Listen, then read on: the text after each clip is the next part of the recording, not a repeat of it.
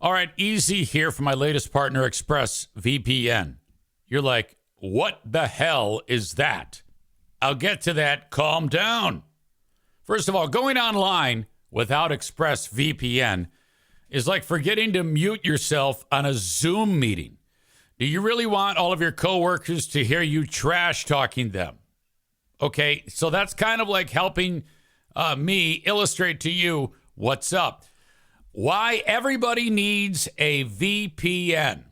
Okay, so everything you do online, the shows you watch, the websites you go to, anything you do online, that gets sent to your internet service provider, including your mobile network providers.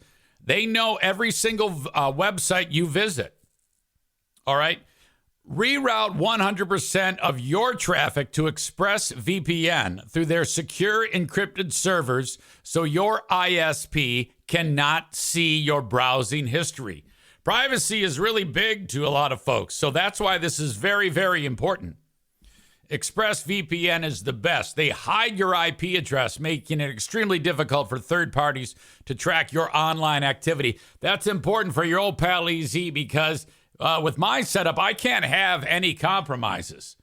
My internet is so important for doing what I do that if anything affects what I do, that's trouble. That's why I use ExpressVPN. Very easy to use. You just fire up the app and click one button to get protected. Works on all of your devices too, phones, laptops, tablets, more, so you can stay private on the go. I swear by this, and my life is so much easier now that the Eric Zane Show podcast is utilizing ExpressVPN. So what you need to do is protect your online privacy today by visiting expressvpn.com/Zane. That's expressvpn.com/Zane. And you can get an extra 3 months free. expressvpn.com/Zane. I'm sorry. I'm so late. It's a huge embarrassment.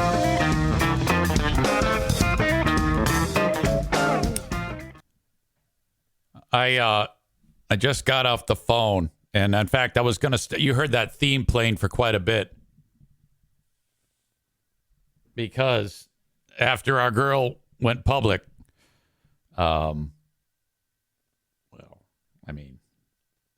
I got to do my job.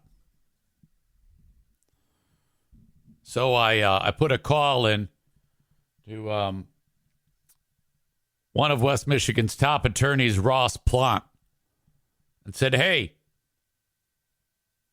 our girl went public. Do you have comment? And I left that message. And he called me right back. So while that was playing right now, that 2-3 minute Jimmy's theme there, I was actually on the phone with my man saying, yo,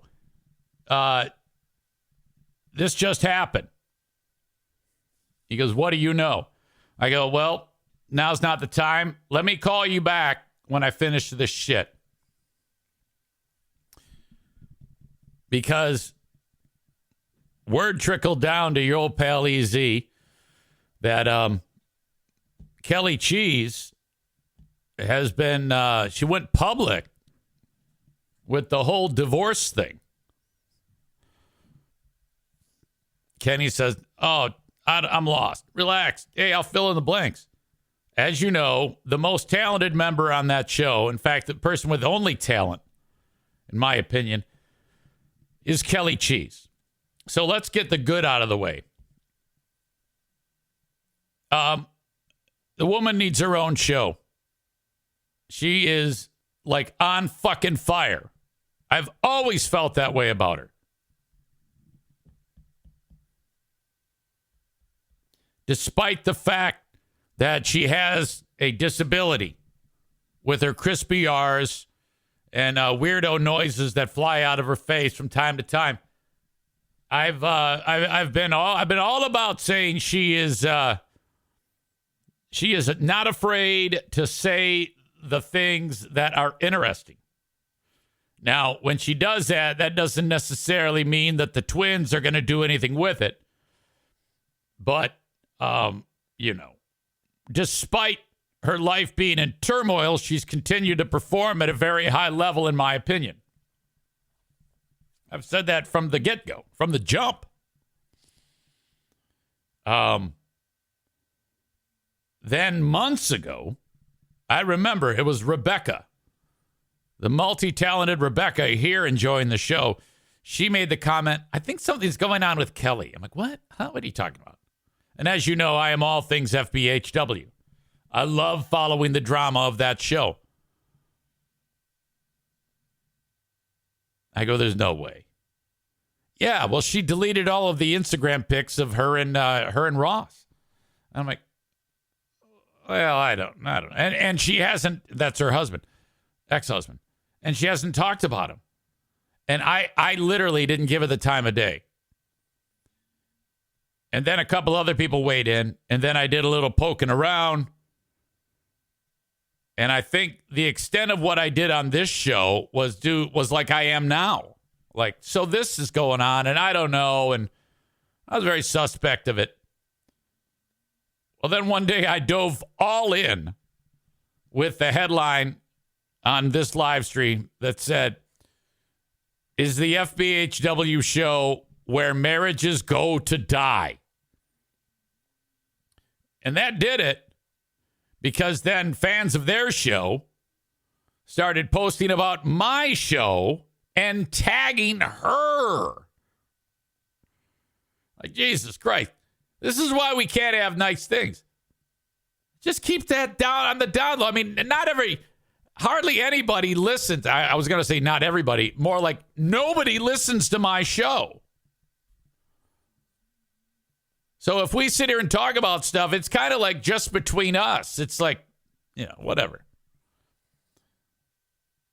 Well, she was on one of their market visits, and the poor thing is getting bombarded, and it fucks her all up. She reaches out to me, politely asks me to knock it off. And I said, I can respect that. Yeah, I will. I will do that. She said, please don't speculate on I've blah, blah, blah. I'm trying to keep this hush hush. I go, hey, whatever. I get it. Fast forward to last night on her, she does a live show once a month. And she said, yeah, hey, it did come unglued. Now, I haven't sat down, and I can't quote her on anything because I haven't listened to it. I will. But I haven't had a minute. From what it's written down, various spots, Reddit and their Facebook fan page. Yeah, he left me and he moved out west. That's it. He left me and moved out west. No one said anything particular. From what I can tell, there wasn't anything sideways about it. Just her being honest and vulnerable and addressing that. Yeah, shit went down. Now,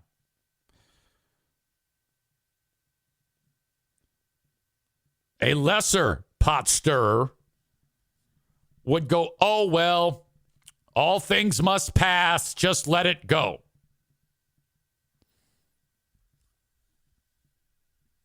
However, I just wouldn't be doing my job now if I didn't stir the pot. Now that it's out in the open, and one of the parties has voiced on a very public thing what has happened, it would only make sense for a third party to reach out to the other member of that relationship and say, hey, here's what's going on. Do you have a response? Which I did. Of course I'm going to do that. Yes.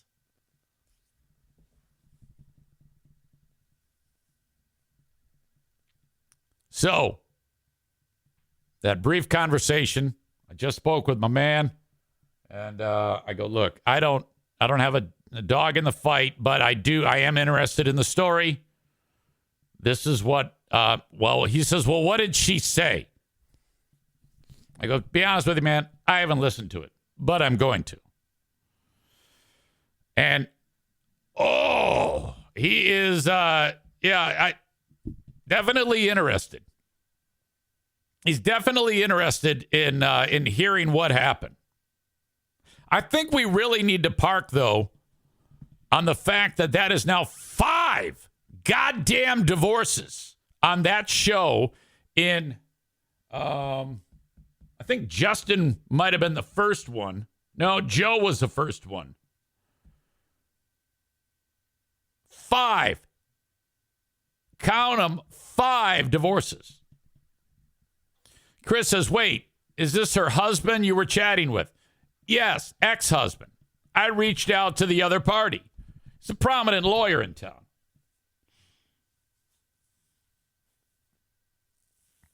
So sure, I reached out to him.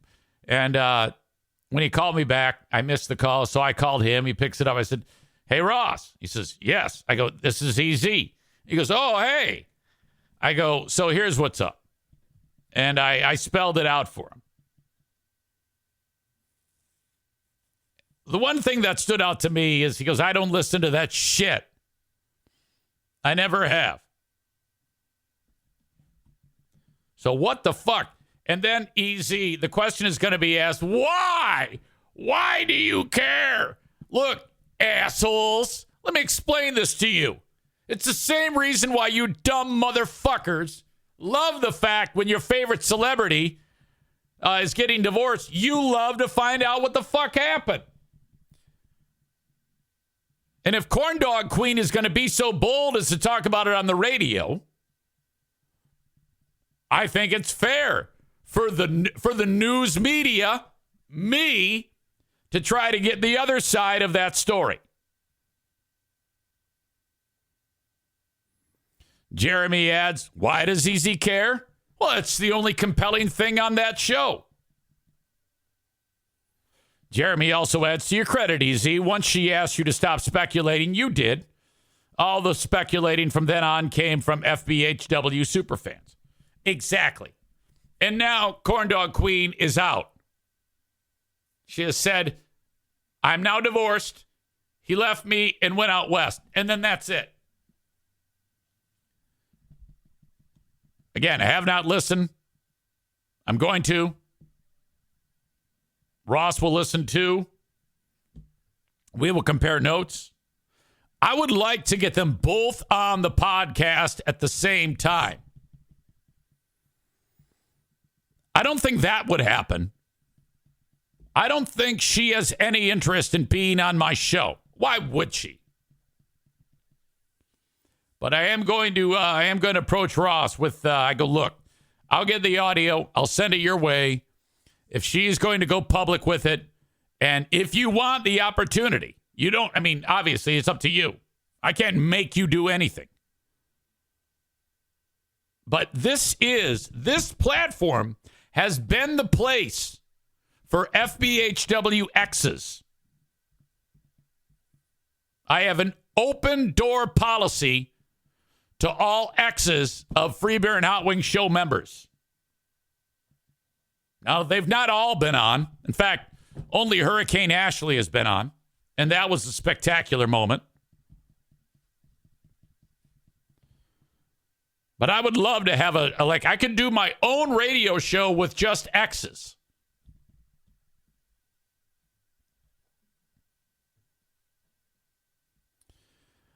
Jeremy says she might want to come on with you to clear the air in an environment that isn't the Free Beer and Hot Wings show.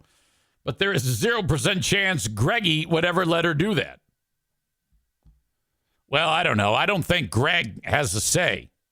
If she wanted to do something, she could do it.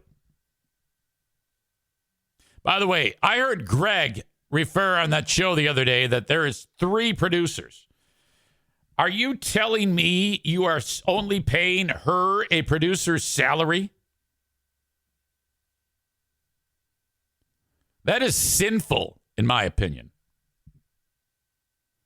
When I left there, I made $460,000 in one fucking year. That's what she should be making right now. If you guys aren't paying her that money, you're fucking sick. That's a goddamn sin, in my opinion.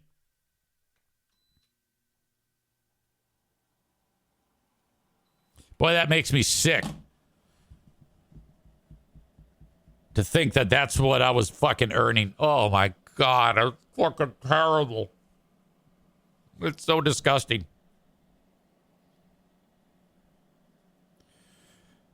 All right.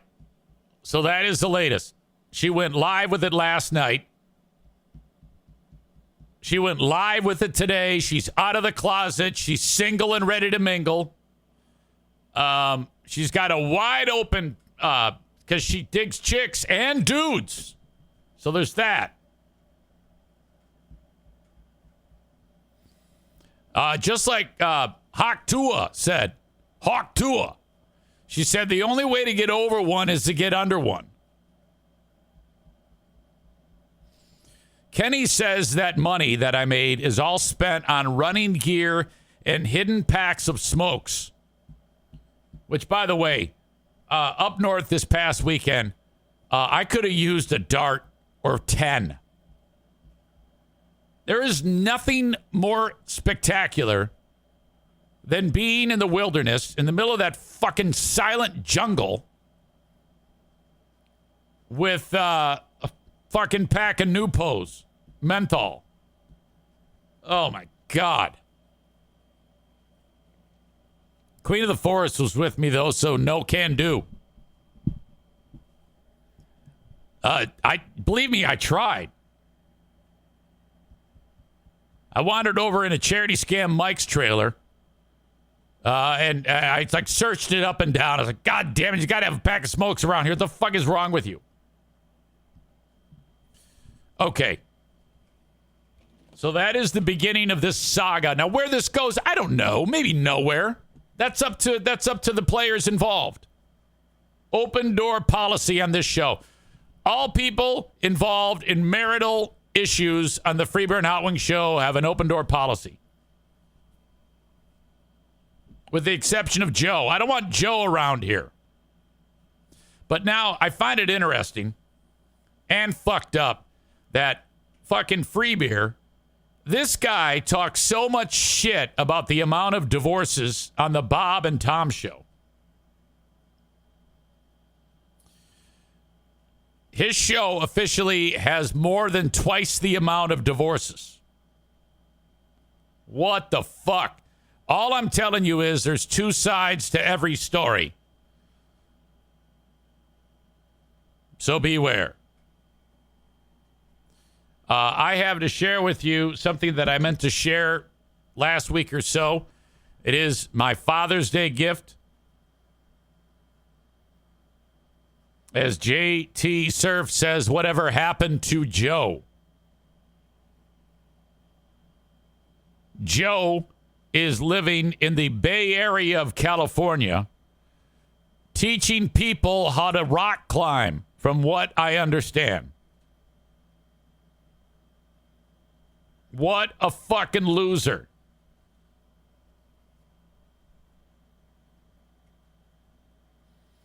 Jeremy says Greg used to talk shit about the Bob and Tom show in general, but they turned into the show that they claim to be. Ryan writes, as your legal advisor, I advise speaking about people named Joe in generalities. Tyler asks, is Joe still involved with his radio station that he owns? Remember, we found out through that PPP loan application that he's an owner of radio stations in Grand Haven, Michigan. All right. This is my Father's Day gift. First of all, I got one of those Blackstone grills, which are just the shit. But this is even more spectacular.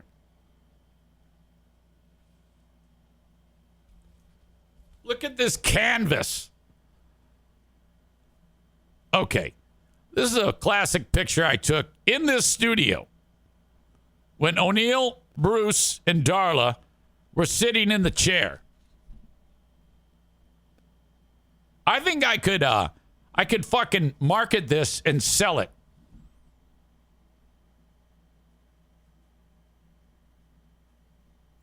Taken with an iPhone in portrait mode.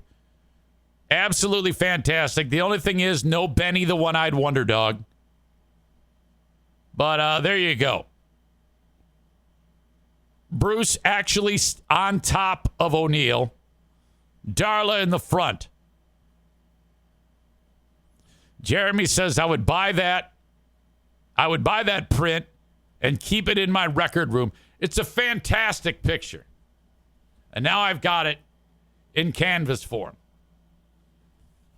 How great is that?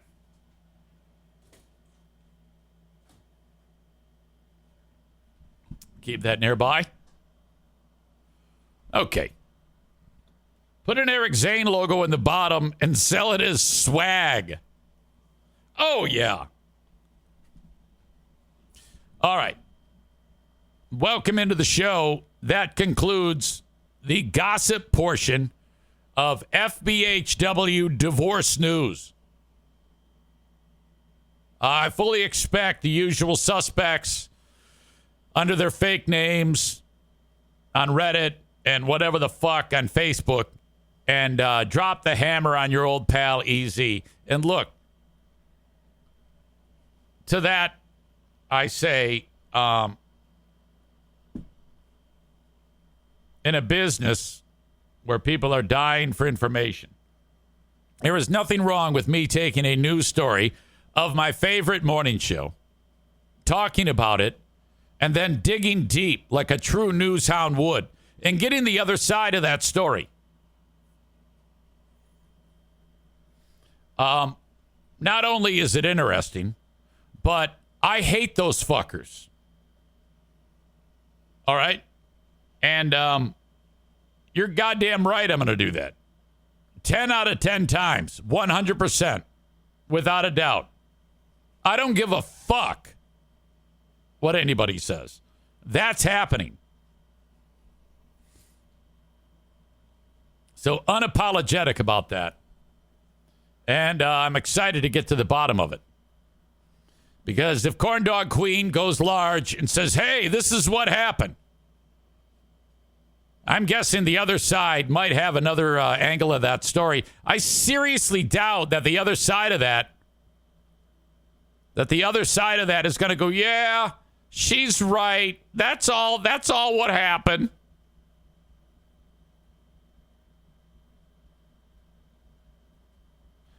Now, part of me wants to say what my man said on the phone, because there's a couple things right away that I could easily just say right now that would make you go, whoa. But I said that what I said when I was talking to my man, Ross, that is the ex of Kelly Cheese. I said this is all off the record, and I stand by that. Other than just we had a conversation. Pin Pusher says, easy, would you divorce your wife and marry me? No. But you never know what the future would hold. Now, I prefer women. But I need to know if you're a chick or a dude. I'm not saying it's impossible for me to marry a dude. Like, it wouldn't happen.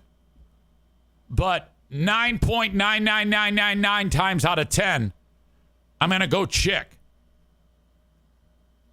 As you know, I've said this before, I am 8% gay.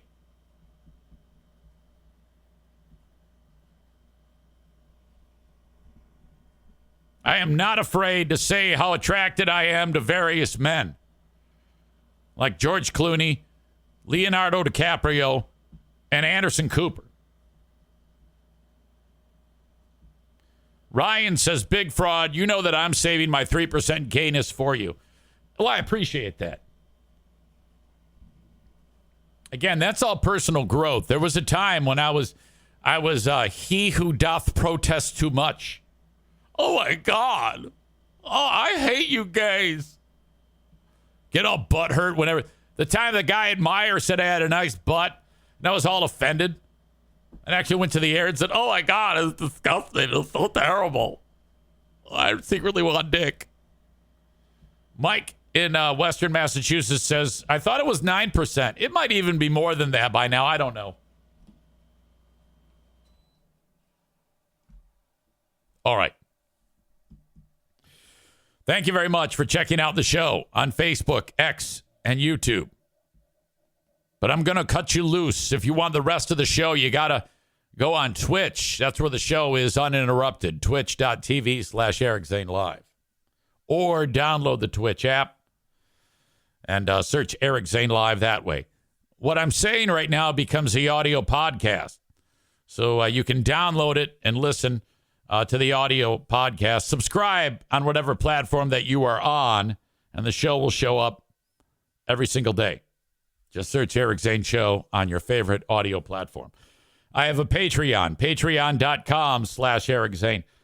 So there you go. If you want to follow me on Patreon, patreon.com/Eric Zane, you can sign up for 7 days free for my content. The latest thing I've published has been, who are these free beers from last week with our old pal Ben Glaze? You can check that out for 7 days free.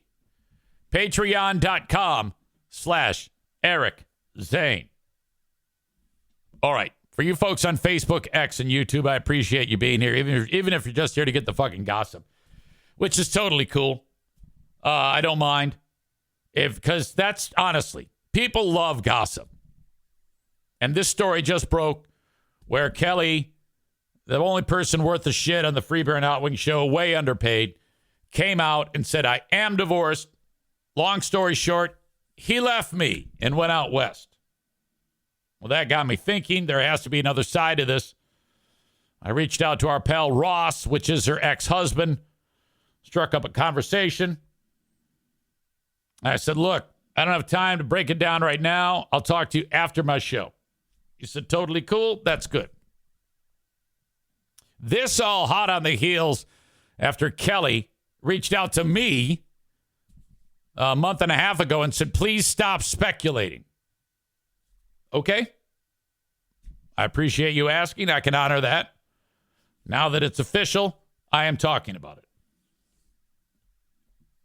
So save your disgust, you assholes. All right. Thank you so much for checking out the show. Facebook and Twitch brought to you by Irvine's Auto Repair, Grand Rapids Hybrid and EV. X brought to you by Blue Frost IT. Follow me on those platforms as well as on my YouTube channel and Instagram. Thank you very much. If you want to say hello, send me an email, eric@ericzaneshow.com. I always like getting email, and I just don't get enough of them. I'm telling you, what used to be known as the lost art form of writing a handwritten note, the new lost art form is emails. Nobody does that anymore. Nobody gives a shit. All anybody wants to do is send a text. But anyway, you can reach out to me on the Shoreliner Striping inbox, eric@ericzaneshow.com. Chris says, speak for yourself.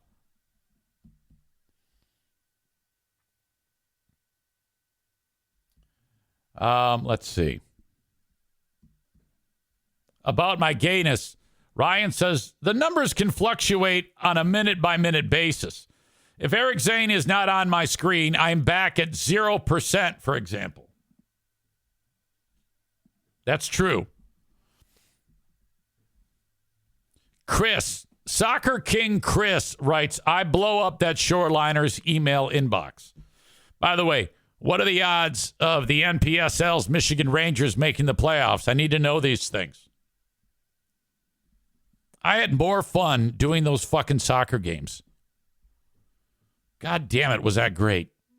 You know, I used to do the soccer games for that, what was the name of that fucking team in Grand Rapids? I think it was just called Grand Rapids FC.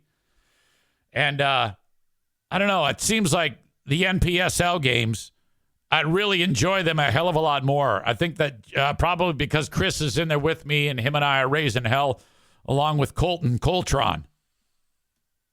Always a good time. All right.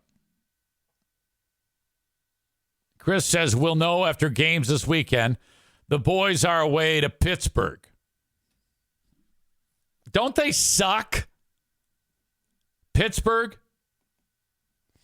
Anyway, a good time. the Michigan Rangers. So glad to be a part of their organization. All right. The open and live stream of today's gossip-filled shit show is brought to you by Blue Frost IT. Online at bluefrostit.com. If you have any tech issues or want to upgrade your setup, either at home or at work, Blue Frost IT, locally, number one for a reason. 616-200-8550. That's 616-200-8550. Or online at bluefrostit.com. When it comes to insurance, think about Frank Fuss. Frank is a licensed independent insurance agent / broker. Now, he takes care of all types of insurance. But the two that I talk about the most are your health care and life insurance. And I think that of those two, life insurance, health insurance is the thing everybody wants. It is attainable, even if your boss doesn't offer it for you. But life insurance is something that most people don't want to talk about or don't even consider. So I just signed up for a 30-year policy with Frank. Now, what this means is if I die in the next 30 years, Frank is going to come over to my house and he's going to hand my wife a benefit check for $250,000. It could have been more, but that's all I can afford right now. I bought a 30-year policy from Frank. It set me back $160 a month. It'd be a lot cheaper if I was younger, but I'm in perfect health. So I got a super preferred policy. I'm sorry, preferred policy, not super preferred. And that put me in at $160 a month. You're like, Jesus Christ, Eric, that sounds like a lot. Well, not really if you think about it. I mean, you blow that in fast food. And now I have the peace of mind of knowing that if anything happens to me, Pooh Bear for the next 30 years is locked in. Now, everybody's policy is different. Like for you young audience members, young family woman or family man, and you should both get insurance, okay? Because you don't want the husband in the lurch. You don't want the wife in the lurch. Get some fucking life insurance. Don't fuck around with this. You never know when something south is going to go down. Okay? Reach out to Frank today. Go to buyinsurancehere.com. BUY insurancehere.com. Frank will help you out. And please mention me when you reach out to him. Speaking of relationships,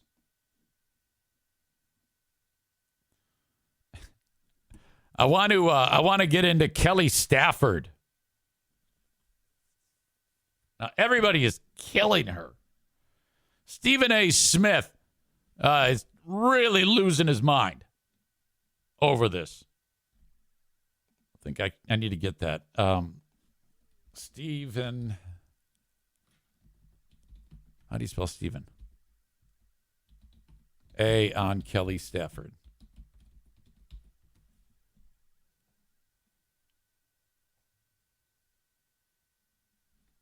It might be a little long. I'll probably just have to read it. He's not happy with her because she was on the podcast and she was telling a fucking story about how when she was dating Matthew Stafford at Georgia, that there was one time when they broke up. Oh, hang on a second. I'm getting a call from Trump. Eric Zane Show podcast. Hi, who's this? Big Brother, this is President Trump. How are you? The favorite president's calling. Yeah, it's been a while, Mr. President. How's it going? Well, it's going pretty well. I actually wanted to talk to you. I think you have great advice. I want to come on your program on the Michigan Morning Show up there in the northern Michigan, because we've got a great debate coming this week, Thursday, with the tremendous debate. Actually, I'm going to win it so big you're going to see Biden and I, we're going face to face. You wouldn't believe it. It's going to be going to be probably the best debate ever. Well, you're right about that. I don't know if I can get you on Q100 though, sir. I mean, they have a strict policy about politics on the radio. Well, we've got to talk. We've got to talk to the Northern Michigan people. We could disguise it as like another kind of conversation or something. It's totally doable.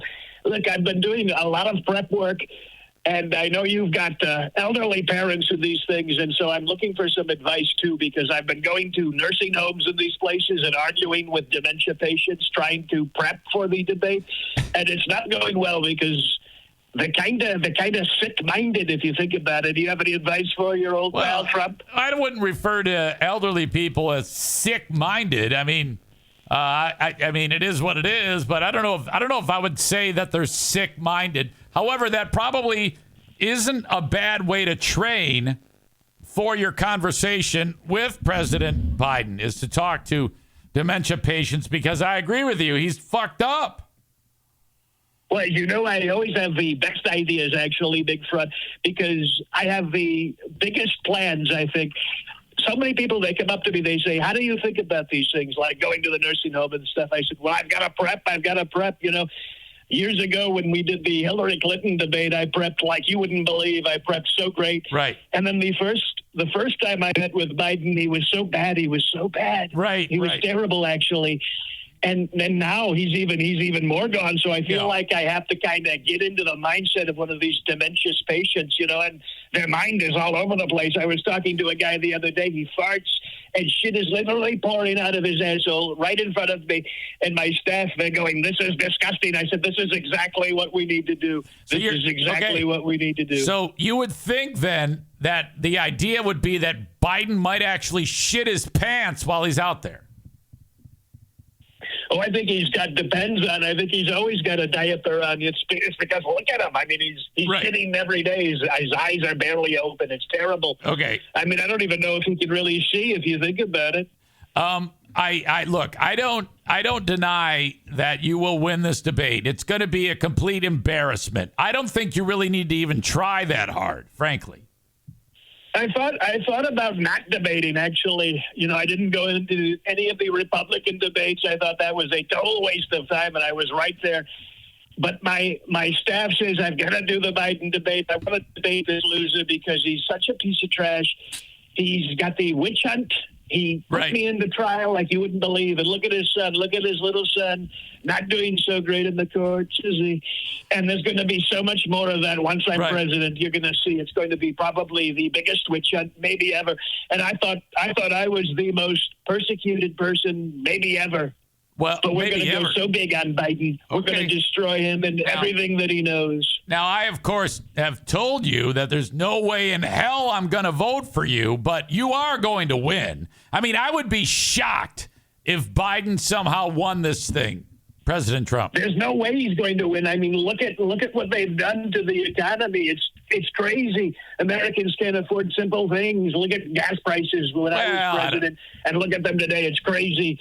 And the crazy things, I mean, electric cars are totally failing. They're totally failing, and he's gotten behind them. We don't know why, because they're actually not that good of a vehicle. It's gas is where it's at. I've said it for so long. Yes. We got to drill oil. And look at roast beef prices. I mean, they're all over the place. In New York, this family, they couldn't even afford roast beef at the supermarket. Terrible. Actually, terrible what's going on, Big Fraud. It's terrible what the country has become, and we can make it so great again together. Well, Mr. President, there is no question about roast beef prices being high.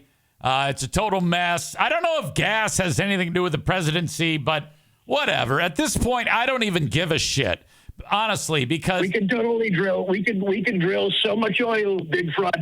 We could make entire states produce oil like you wouldn't believe. We could make oil. We could be the richest economy in the world, the richest place. I've said it so long. We just have to drill. We have to frack the fuck out of it. We have to destroy the world, Big Fraud. Exactly. We could be so rich. I'm with you. It is. You know what? I'm coming around. It's time to fuck shit up. Let's totally fuck it up. Let's create wars. Let's do things. Let's make oil. You wouldn't believe it. Roast beef prices will be so cheap. All right. Poor little family, that family of four in New York, there's 4 people who went into, I don't know, a supermarket, maybe Arby's, we don't know. They couldn't afford it. They couldn't afford it. A simple roast beef sandwich. I mean, we're talking about something as basic as a hamburger, really. Right, exactly. And it's terrible what has happened to our great country, Big Fraud.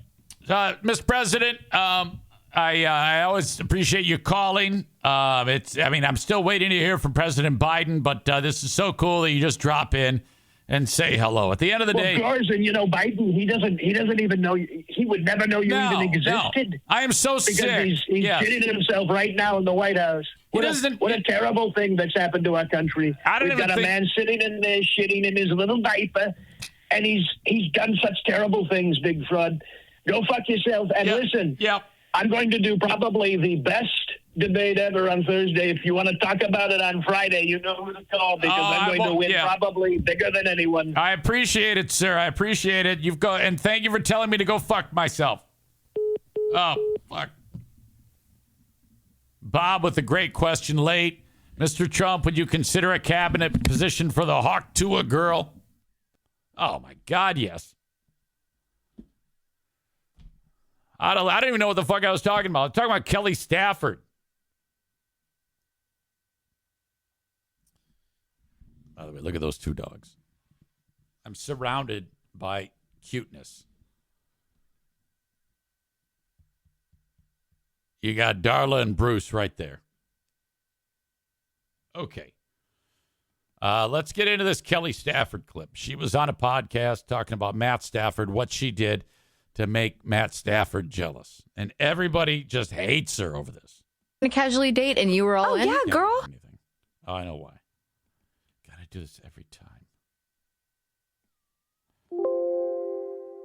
Anyways, long story short, it wasn't that cute of a relationship at first. I hated him. I loved him. I dated the backup to piss him off, which worked. Yes. He was like, that'll do it. He was the bad boy too. Like Matthew's so sweet and Southern gentleman and all that stuff. And the backup was the complete opposite. Yeah. Ooh, and it upset him. So they lived in the same dorm because athletes lived in the same dorm, and he would see my car there. And so at one point he like waited and followed me out and got in my car and wouldn't get out. Stop. And he was like, this is so hot. I was like, this is amazing. It's working. Yeah. I was get out of my car. And she said, this is amazing. It's working. He was like, he's not right for you. And I was like, what? You can't tell me that. Wait, so was he trying to casually date and you were all in? Yeah, girl. Anyways, long story. Okay, so she told that story and that's it. To me, that's a tale as old as time. Sure, it wasn't that cute of a relationship at first. I hated him. I think they show a picture loved of him. I dated the backup to piss him. Look at that guy. He's a redhead.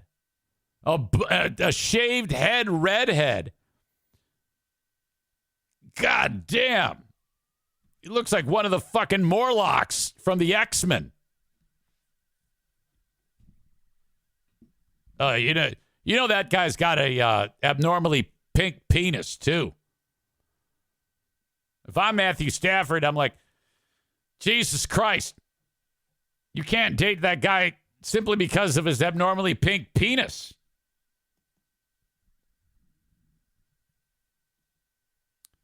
But anyway, people are letting her have it.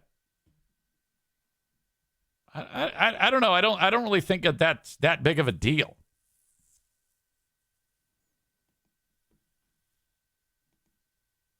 A lot of blowback coming to the way of, and I'm not even the biggest fan of her, you know. But I don't think that this is the problem. Who gives a shit? I love Stephen A. Smith is like, oh my God, it's fucking terrible. Yeah, I don't know. Maybe maybe her and Matthew joke about it all the fucking time. Maybe he doesn't give a shit.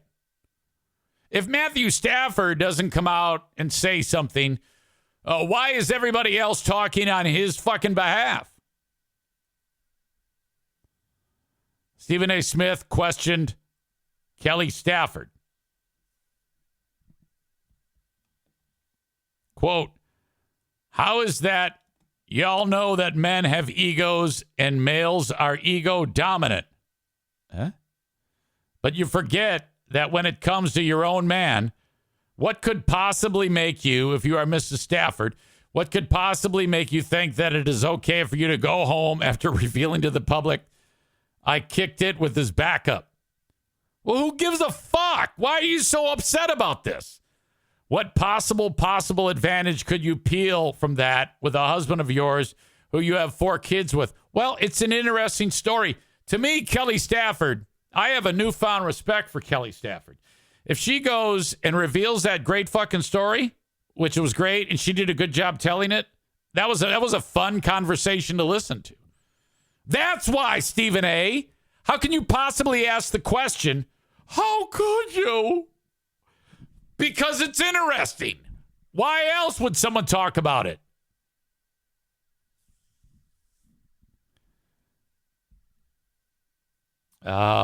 He adds, I met the woman once. She's a nice lady. I'm not casting any aspersions on her character or anything like that. Well, yeah, you are. You really did. I would never disrespect Matthew Stafford's wife. You just did, asshole. Or anybody else's wife. I would. But not in this case. But I'm just making a point. What would make you think that's okay? Why would you do that? Well, idiot, you probably don't know anything about the relationship. You have no idea. Who gives a shit? You know who knows the most about the relationship between Matthew Stafford and Mrs. Stafford? Probably Mr. and Mrs. Stafford. I'm guessing on her podcast, she talks about things that she wants to talk about. And if there's ever anything that needs to be discussed, Matthew Stafford would probably discuss it with her. I doubt he'd rush over and say, oh, my God.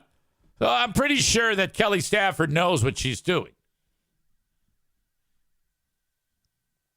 My God. So they were both quarterbacks, but they were also roommates, according to Kelly Stafford. Oh, my God. Well, she has to tell that fucking story. You're dating Matthew Stafford, the starting quarterback of Georgia football, and there's a falling out. So you start to date the backup, which is the roommate? Oh, shit. That is fucking awesome. Oh, man. Let's see. There's all sorts of discussions about who that backup is. I think it was the ginger. But no, I'm all about it. And I've had time to think about it because right away I saw that Stephen A. was pissed off. And, oh, my God, it's fucking terrible. It's like, well, wait a second here. So then I saw what she said, and I listened to it. And I went, okay. Maybe not. Think about it a little longer. And then I finally said, what the fuck does he care?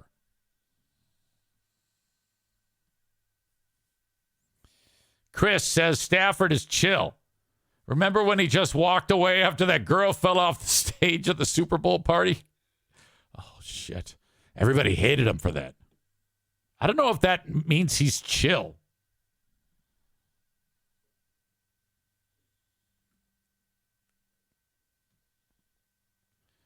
Jeremy says, Kelly Stafford is the prime example of not everybody needs a microphone. I disagree. Kelly Stafford should be in front of a microphone. She'll talk about anything. Rebecca says, I cannot stand Stephen A. Smith. I like him, too. I don't hate him. I think he's wrong in this case. Quit being a bitch. I don't think I really hate anybody except Greg. Kenny writes, missed opportunity for an Eiffel Tower. Cole says, prime example of not needing a microphone is Steve. Yeah, well, that's a Freeburn Hot Wings show trait. If you are working on the show, you get a microphone. They could hire someone who's a mute, and they would give that person a microphone. DJ Plunkett. What is that? Which guy is that's did my daughter's wedding. It was a DJ at is it Nick? At my daughter's wedding. I think it's Nick. Isn't it Nick? I ask this every goddamn time. Says that Trump, our guy, sounds just like Trump. Well, that's because it was.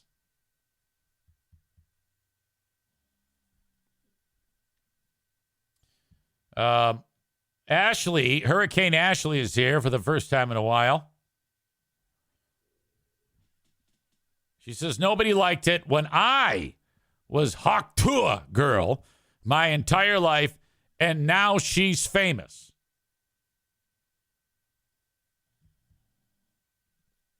Ryan adds, I'm confident you would be as viral as Hawk Tua if you find yourself a street side reporter and just start talking.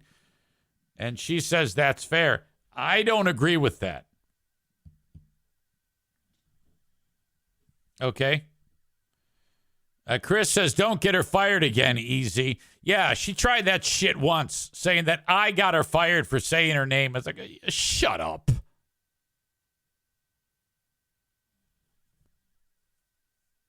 It would not be the same if you encountered a street side reporter. It would be different because you're old and gross. Yeah, who wants to hear bag-faced 40-year-old talk like that? Ugh. Go back 2 decades and maybe.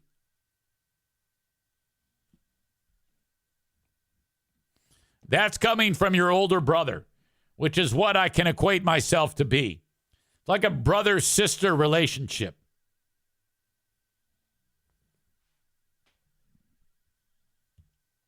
Ashley says I would need a job to get fired, Chris. You know, why don't you go and wait on tables at Bosco's? Why don't you apply for a job there? I take it back. You wouldn't last. You'd get into a fight with Doug, who, by the way, yesterday, talk about a crabby son of a bitch. Oh, my God. I was on the top of my game, as usual. But he was pissed off about something else, unrelated to me. And this is a classic, because he's such a simpleton, he gets pissed off at me. I mean, at someone else or something else, and then takes it out on me. And we're kind of in a rush. It was a pretty decent rush. So I got to keep moving, doing my best to keep things going, and another couple of tickets roll in while we're in the middle of working on an order. And Chris says folding those wraps will be the death of him. Oh, and by the way, he stinks at it. I'm great at rolling a wrap. He wraps it, and then he cuts it, and then puts it on the plate, and all the shit in the wrap falls out of the wrap. It becomes a salad.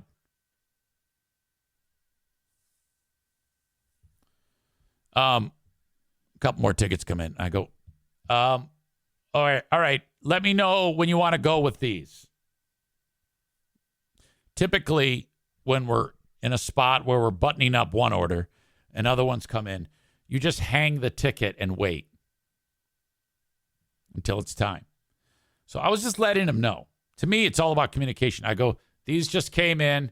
Let me know when you want to go with these. Now, what I mean by that is go on with the burgers, because he's in charge of putting the burgers on the grill. And then I'm doing all the other shit to get that food out. Let me know. Hang on. Hey, hang on, wait. And I'm like, you fuck. I'm just telling you that I'm communicating to you that another one came in. Let me know when you're ready. I'll follow your lead. And I don't have the energy, and I'm frankly frightened to death of going, okay, don't freak out. Quit overreacting. I don't want to even waste the breath of lecturing him, because there's a pretty good chance he might end my fucking life. Jesus Christ. Anyway, it finally ends. And I'm like, all right, thank God. I'm getting the fuck out of here. I can't handle it. Tyler says, easy, basically working at Hell's Kitchen. Oh, my God. I would love to see Gordon Ramsay show up there, because he'd be dead. You know, he's kind of like a bull in a china shop, Gordon Ramsay. Oh, Doug would beat the shit out of him. I try to tell this every time I talk about Doug. All right, he got hit with an axe. Not an axe, a hatchet. like the business end of a hatchet. He's been stabbed more than once. He's been shot. He's been to hell and back, and he's an ass kicker. He's as big as a fucking house. He'll end your life in a second.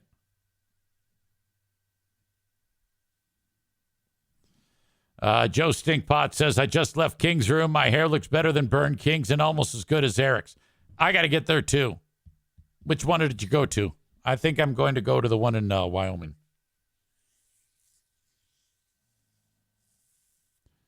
All right. Your old pal EZ has to go tinkle. Chris says, you still got that clip of him falling off the chair? No. That's Doug E. Not Doug. Doug E is his son. Doug is Big Doug. He's the dad. I know that's been confusing to more than one person. Kenny's lost. He's like, I'm confused. I don't know what's going on, Chris, Doug. What's up? Okay.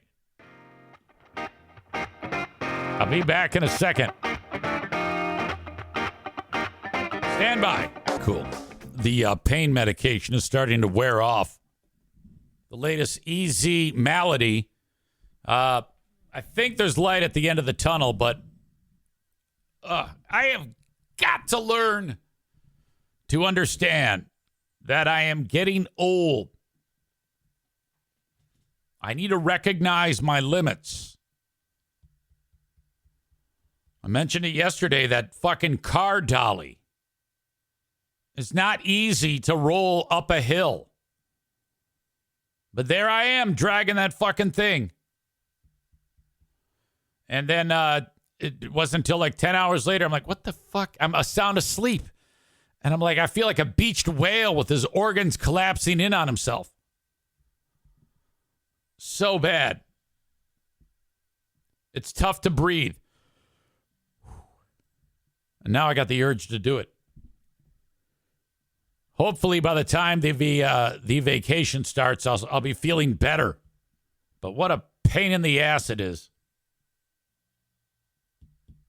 All right. Dear Meathead tomorrow on the show. Looking forward to talking with Dad and Joanne. Always a lively and fun conversation. If you have any questions for Dad, you can leave them, Eric at ericzaneshow.com.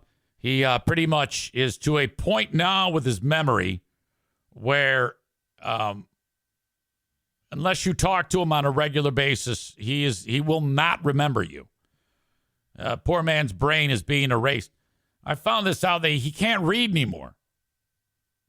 And it never really occurred to me, but yeah, the letters don't mean anything to him. That's unbelievable to me. How can that? The brain is so fucking weird. Poor guy, but he can still talk. He can still formulate sentences. And he likes the company. And just as long as we keep it lively and he's having a good time and he doesn't feel, embarrassed or anything, we'll keep doing it. But I've been talking about this for some time, that I think there's a finite number of episodes that we will be doing with Dad for Dear Meathead. I still want those two to move in with me. I actually have a plan. What I want to do is I want to encourage my brothers and sisters that we rotate them every couple of months. I don't know, a quarter, every 3 months, and get them out of that house. Maintaining a home is work. Joanne's out there fucking cutting the lawn. And she goes, I like doing that. I go, okay, good. Well, you can cut mine. But I would love them to be with family. And I think I can get everybody on board. If they want to do, they could stay here permanently. I don't care. All I need very little. Pretty much there's portions of my house I don't even go into. And they could have them. They could have that. Chris says everyone involved would love that. I can't tell if you're being sarcastic or not. But I would have the first thing I would do is install one of those escalators. It's like a seat. You put it on your wall and you just sit down and take you up the stairs and down the stairs. And I'd have two of them going all the way up, all the way back down. They can have the whole basement. There's a goddamn kitchen down there. They can have the kitchen. They got a full bath, a kitchen, a dining room, and a living room. I'd deck it out. It would be so great. I would love that. Chris says, no, I'm serious. Family would love having them around, and they would enjoy going to different places every few months. I think I need to start putting the gas pedal down on this. Combined ages of 178 years old. Bob says it's a nice thought, but might it not actually be the best thing? Sudden change to routine and surroundings can make things worse, which is why, yeah, but look, you got to understand, I need to sell these people on it. All right? So just continue to have these conversations that will allow them to wrap their minds around a little more, painting a picture of what their days would be like. This is what your day would be like. You get up, you have coffee, you watch TV, you go for a walk. We go out you sit by the fucking pool. You go in the hot tub. It's a goddamn hotel here. You go up north with us. We can eat dinner together. You got dogs running around. You can chit-chat with the NFK. My dad and the NFK could race, like for money. We could have a betting line on the NFK against my dad in a fucking foot race. Jeremy suggests it has to be their idea. They must not know you own your own hot tub, or this wouldn't even be a discussion. Jeremy adds, cannot force them, but plant the seeds and make them decide on their own. Oh, yeah, way ahead of you, man. I don't like the idea of them out in the wild, walking around, driving. And I don't know. Just seems a bit much to me. A bit much for them to handle. And I encourage you, if you have elderly parents, to do something like this, to consider taking care of the old folks in the back half of their life. And none of this put them in a home bullshit. You do it. Temporary. I don't give a fuck if you have to quit your job. Figure the fucking shit out. You can figure that out. And it's temporary. These people aren't going to live forever. I can't think of anything more sad than having family around doing their thing, and then the old folks are in like a home with strangers that they don't know. That breaks my heart. That's what Wally is going through right now. My mother's husband. And so I'm like, oh, come on, guys. Somebody step up. Bring him in. He's fucking blind, for God's sake. Take care of him. Jesus. Michael Richards is back. I've been seeing his name pop up more and more for some reason. I think this is what he's doing is he's slowly but surely putting his feet back in the water, trying to stage a comeback. So he has a book out. He's doing an apology tour again. Yeah, I don't know. I don't know if the first one stuck. Yeah, that horrible moment after. Okay, he did the rant at the comedy club. I'll link it up in the show notes. I don't want to play it.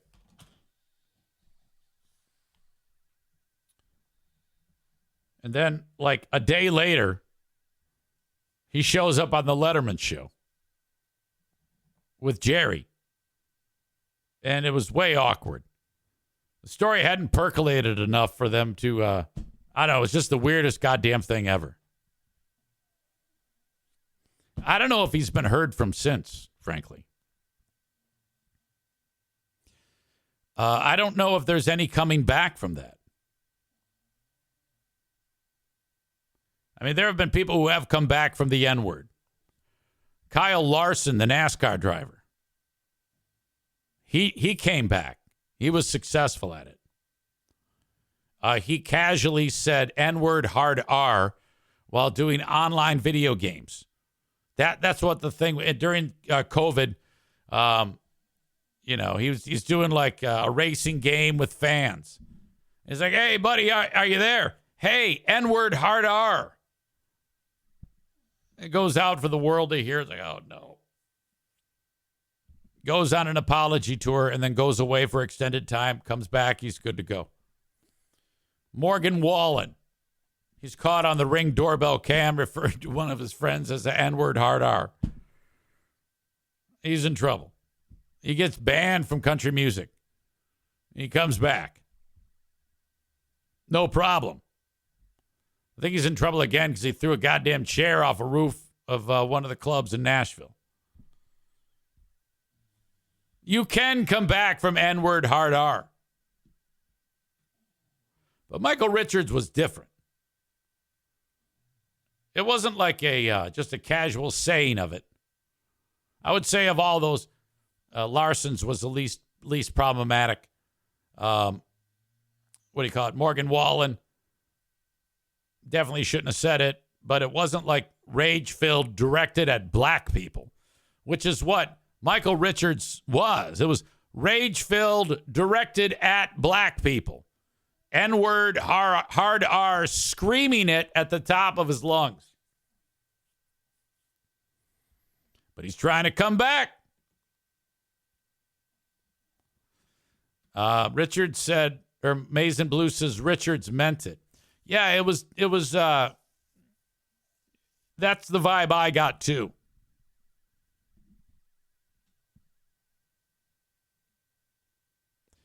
Cole says, you better just play the video. I don't want to play his video. I'm not playing that again. This is Hoda Kotb interviewing Michael Richards. This is from just a couple of weeks ago. Almost 2 decades, Richards has been out of the spotlight until today. He's releasing his brand new memoir. It's fittingly called Entrances and Exits. This is his first live television interview in many, many years. Michael Richards, good morning. Good morning. No, we're feeling a little nervous this morning, and that's understandable. Your first live interview.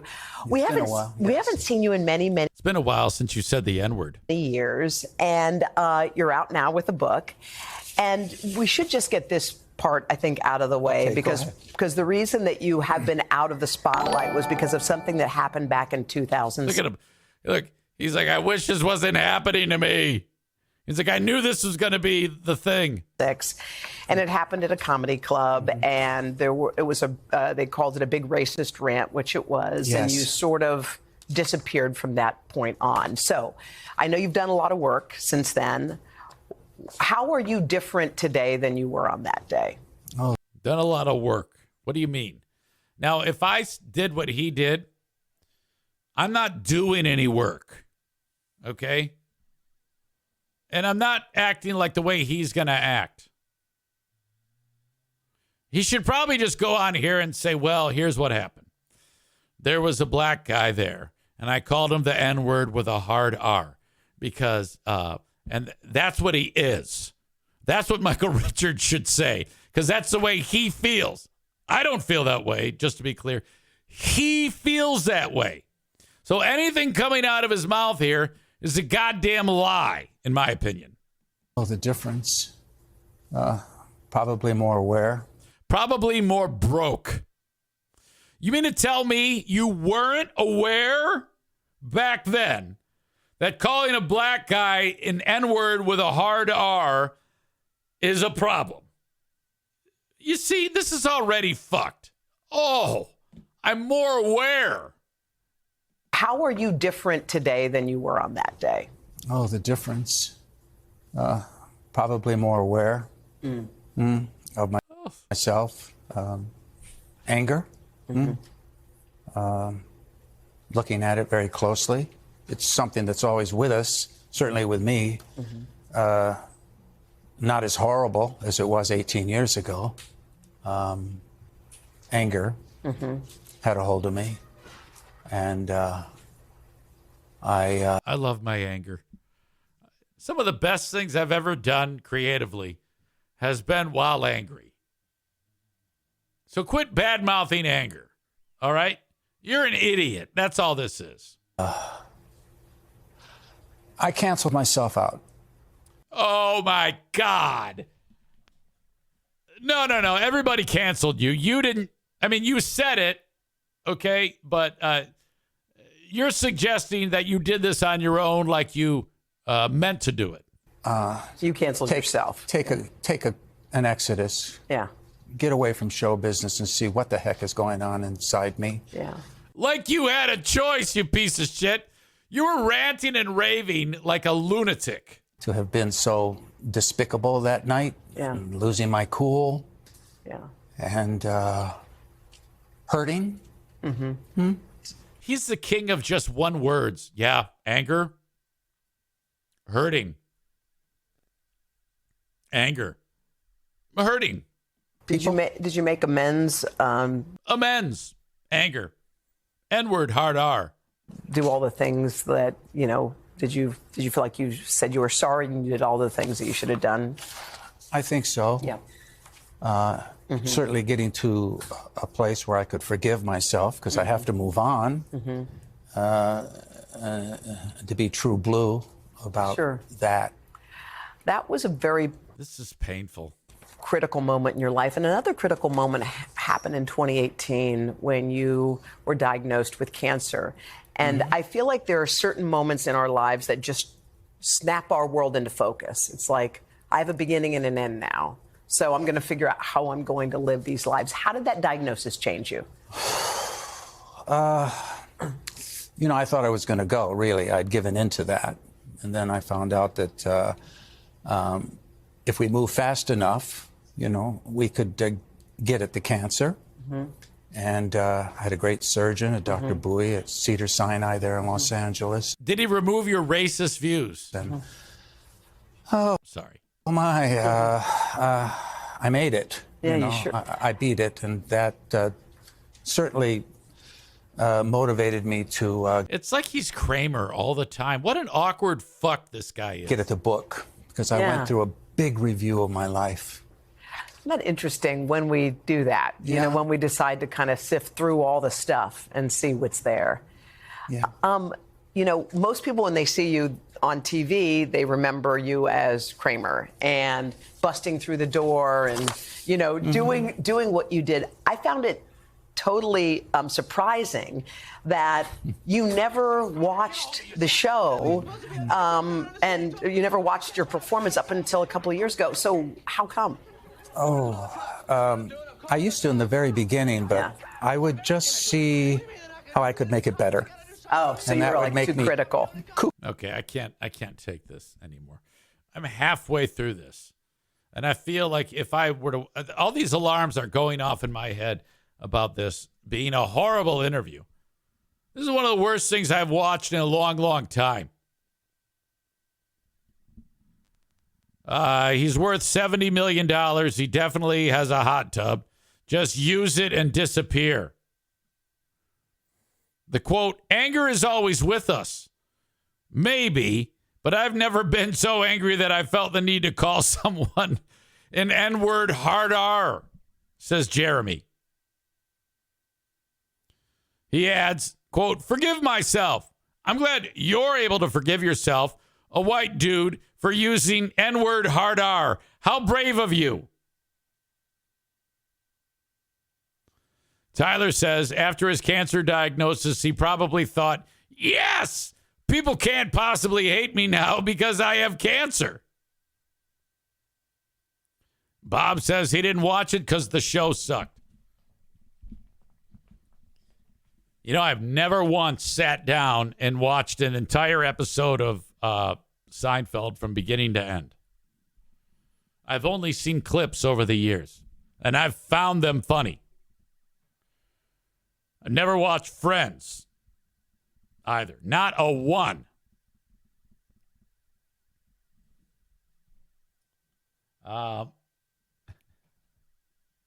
Piano Finger Banger says we need to consult the NFK on this one.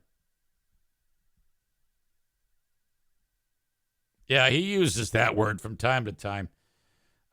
Except it's even worse. Like there'd be a guy on TV for the Tigers who strikes out.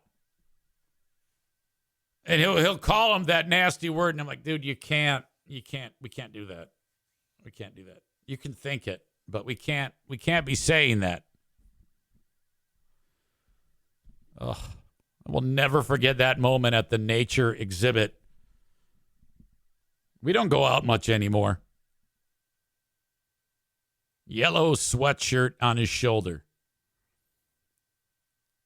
We're in the middle of the Hartwick Pines nature exhibit, right by the old growth forest.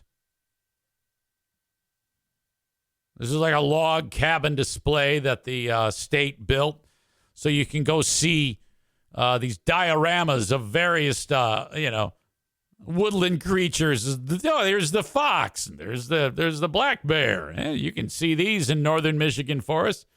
Here's some turkeys. He's just standing there looking around, and true to usually the people that are there, like families, tourists, looking at the shit. It's like a little mini nature museum. Couple of Cub Scout troops. A lot of kids. They're just loving it, man. Push the button. Hear the noise that the peacock makes. Push the button. This is what the river otter sounds like when it's mating. Push the button. Fuck you, you N-word hard R. The sweatshirt fell off of his shoulder.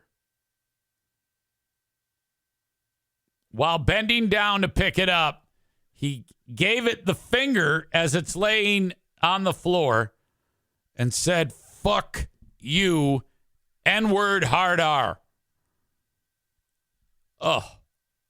The room got so goddamn quiet, and I'm like, oh.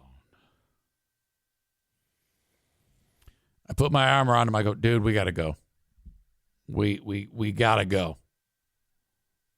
We got to get out of here.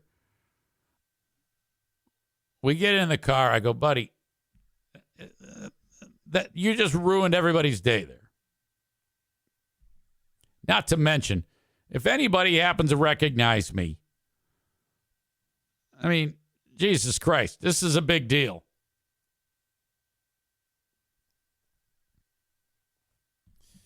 Rebecca says, whatever happened to the Kent Trails, asshole? I don't think I heard the conclusion. Way ahead of you. I reached out to the lovely lady who was the husband of the guy who got smacked by the Kent Trails asshole. Kent Trails bike asshole. June 20th, I wrote, hello, Tara. Any word about what is going to happen to that jerk? She writes, nope, a whole lot of waiting. Last we heard, the local prosecutor was reviewing the case. I said, I hope they don't let this slide. I wonder if he has influence. She adds, they called us early last week to confirm we wanted to press charges and ask if we had anything else to provide. And my husband gave his report from urgent care the day after, and his chiropractor, who noticed he had recent head trauma, but nothing since. It shouldn't take this long. That's fucked.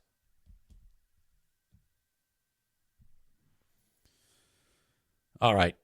Anyway, Michael Richards, fuck him. This guy's an idiot. And that was an embarrassing interview, frankly.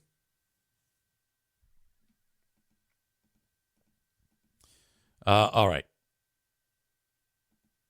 Let me check the emails, see if we have anything in the shortliner striping inbox to get to.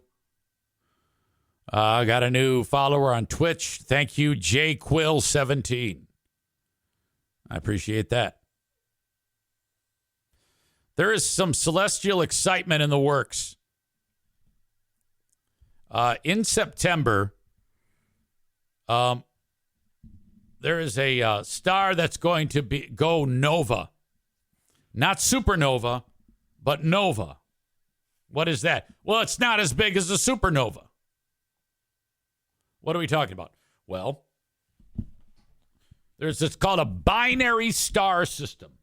So you look up, I forget what constellation. I'll know more about it when we get close to it. But the experts are saying in September, this star, which is already a white dwarf, which means it's dead, will like essentially burp out star mass. Okay? And when it does that, the dwarf, which used to be like our star, our sun, but much older or dead, is going to burp out a bunch of plasma and energy and fucking radioactive elements and shit, and on a gigantic scale. And the star next to it is going to capture it. So it's going to be like a big fucking loop of semen, star semen, shooting out of one star and go into the other one because it's so close. There's like a gravitational pull from the big star that's still active and the one that's going to go nova. They like orbit together. So you'll be able to see it with a naked eye. Ultimately, that is what is going to happen to our star, our sun. Eventually, it's going to run out of fuel and start to puff up and become what's known as a red giant. It'll vaporize Mercury and Venus when it does that. Not known if it'll consume the Earth. Eventually, it'll like implode on itself and become like a white dwarf, like I was just telling you about. You don't have to worry, though, because that's not till 5 or 6 billion years old. Well, 5 or 6 billion years from now. The universe is about 16 to 18 billion years old. Think about that. It boggles my mind. Patrick says, sorry about the story I sent you about the sun being the strawberry moon. I forgot it was last Friday. Don't even worry about it. I'm just glad you're contributing. If you folks ever want to contribute to this podcast, you can help me out by sending me a story link. Eric@ericzaneshow.com on the Shoreliner Striping inbox. I appreciate that. I'm limited today on what I have to talk about. So I'm going to announce to you my last two sponsors, and then we are going to award the asshole of the day. If you have any suggestions, I'd be happy to hear what you have for possible award winners. And let's do a hero of the day as well. Asshole of the day, hero of the day. And it doesn't even have to be somebody I've talked about.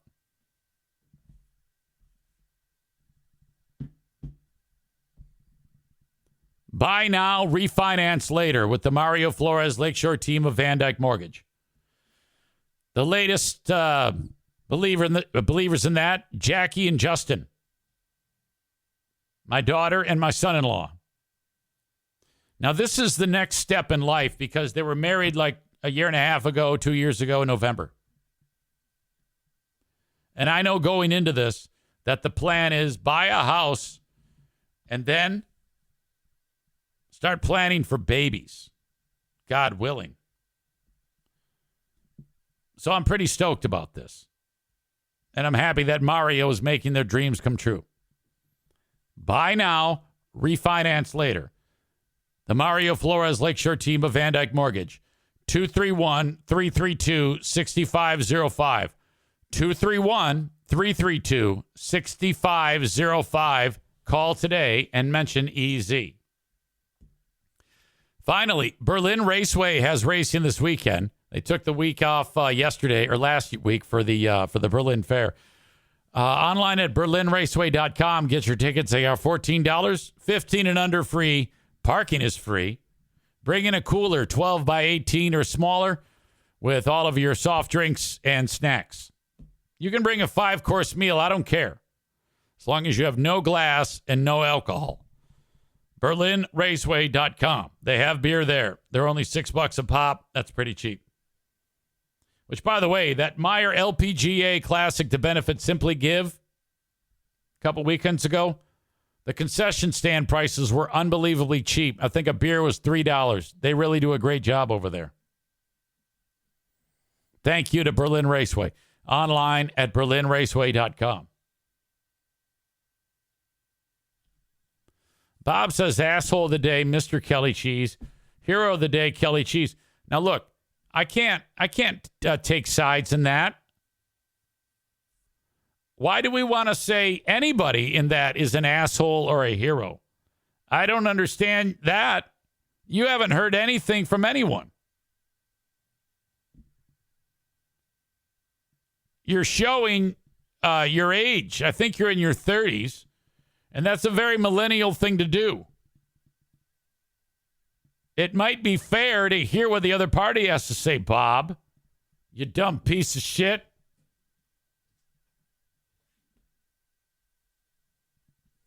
Cole says Kelly Stafford or Matt Stafford's wife is the asshole of the day.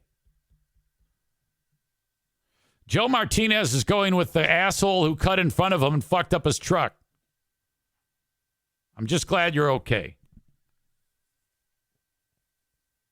Hero of the day, whoever got you that sweet picture of the dogs on the canvas, that would be Pooh Bear.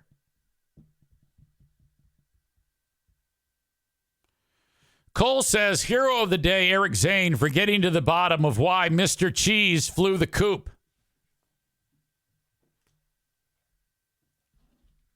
By the way, his name is Ross Plant. He's a terrific local lawyer.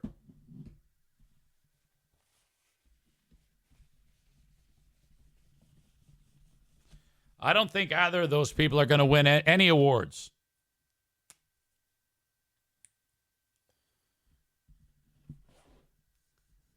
Asshole of the Day is brought to you by TC Paintball.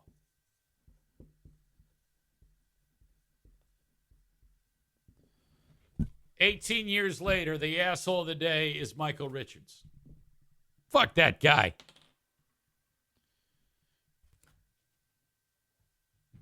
Your hero of the day is your old pal EZ.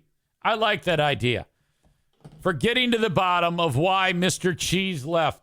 Fair and balanced is what I am. We all know that. Okay, thank you for being here on this show today. As always, you've been a fantastic audience. I'll be back tomorrow with the free podcast. And if you want more podcasting today, it's on Patreon. Patreon.com/Eric Zane. Till then, have a good one, folks. Thank you, and bye-bye.